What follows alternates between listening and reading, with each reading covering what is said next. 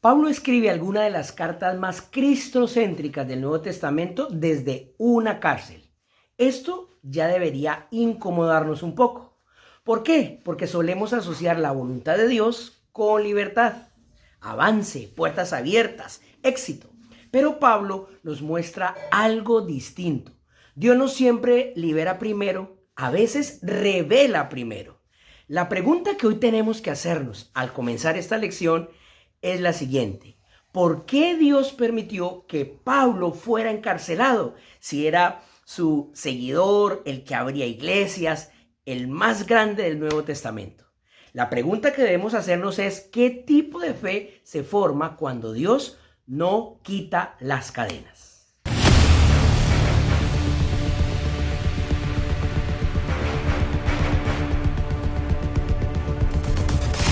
Bienvenidos a Lecciones que Sanan, un espacio donde se unen la palabra de Dios y la ciencia. Les saluda Juan Felipe Lascarro Gómez y esta semana estamos comenzando un nuevo estudio de la lección de escuela sabática. Y vamos a estar estudiando durante todo este trimestre las dos cartas que escribiera el apóstol Pablo desde la prisión a Filipenses y Colosenses, a los de Filipo y a los de Colosas. Pero antes de entrar al estudio número 1 que hemos titulado Perseguidos pero no olvidados, quiero invitarlos a que se suscriban a este canal. Dale allí suscribir, dale like y compartir también este material con todos aquellos amigos que ustedes tienen.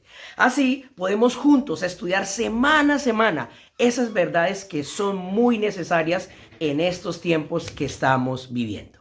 ¿Cuál es el texto clave que necesitamos trabajar esta semana basado en esta lección? Dice: regocíjense en el Señor siempre. Repito, regocíjense, dice el apóstol Pablo allí en Filipenses capítulo 4, versículo 4.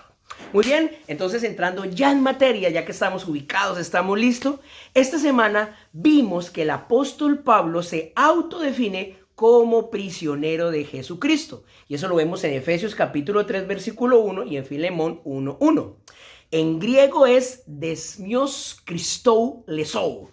¡Qué frase en griego! Y esto no es solo un título espiritual, es una reinterpretación del poder. Escúchame, querido amigo, teológicamente Pablo está diciendo: Roma no tiene la última palabra sobre mi historia. Eso es lo que realmente Pablo dice cuando se autodenomina como prisionero de Jesucristo. Ahora, si lo vemos desde la parte psicológica, esto es clave. ¿Por qué? Porque Pablo no permite que su identidad sea definida por el abuso, la injusticia o la persecución.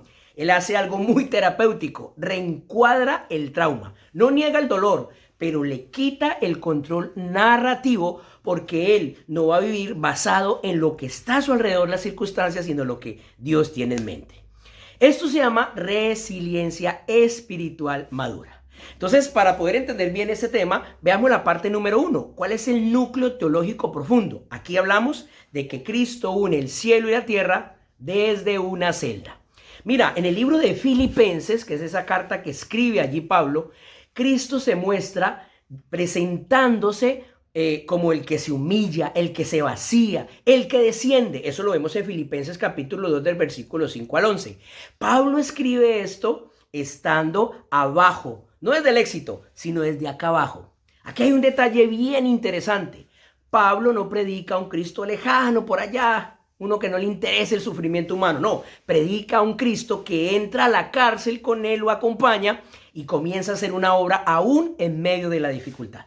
Por lo tanto, desde la cárcel, Pablo está viviendo lo que está enseñando, es decir, enseña con propiedad.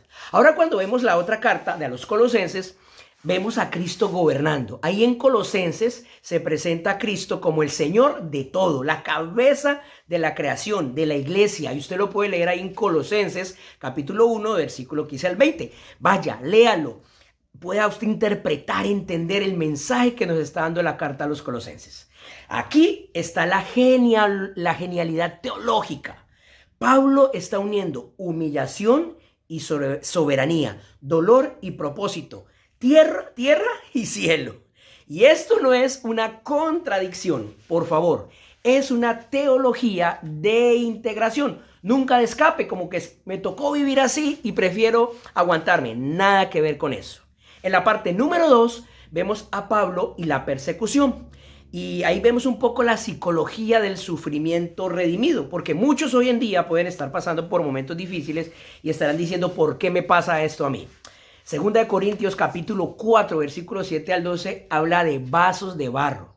Pablo no idealiza su fragilidad, la nombra, la acepta, pero no la absolutiza, no señores, porque desde la psicología del estudio de la mente, que es tan importante, esto es crucial. ¿Y por qué? Usted se preguntará. Sencillo, el trauma daña cuando se vuelve su propia identidad. El sufrimiento sana cuando se vuelve significado y comenzamos a entender que detrás de todo esto hay un plan que Dios tiene.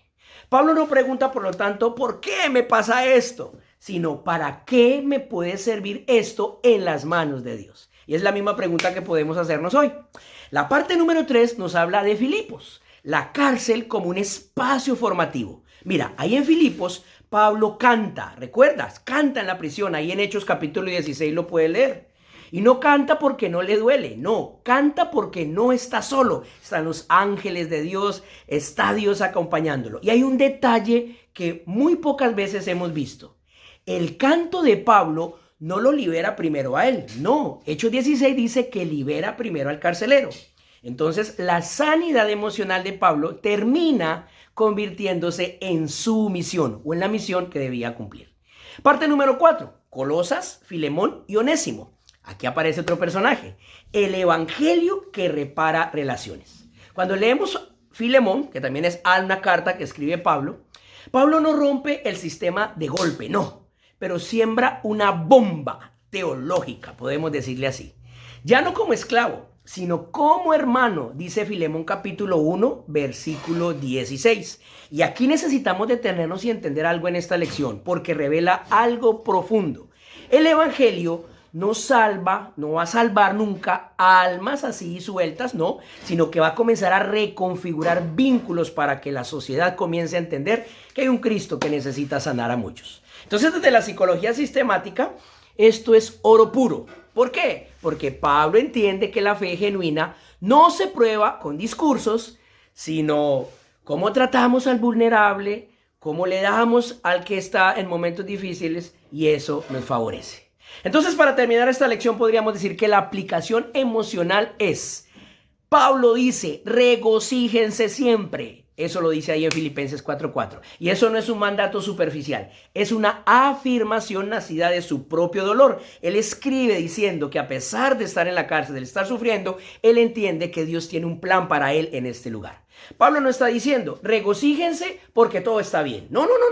Dice, regocíjense en el Señor. Nosotros debemos regocijarnos en Dios a pesar de las dificultades, de las circunstancias.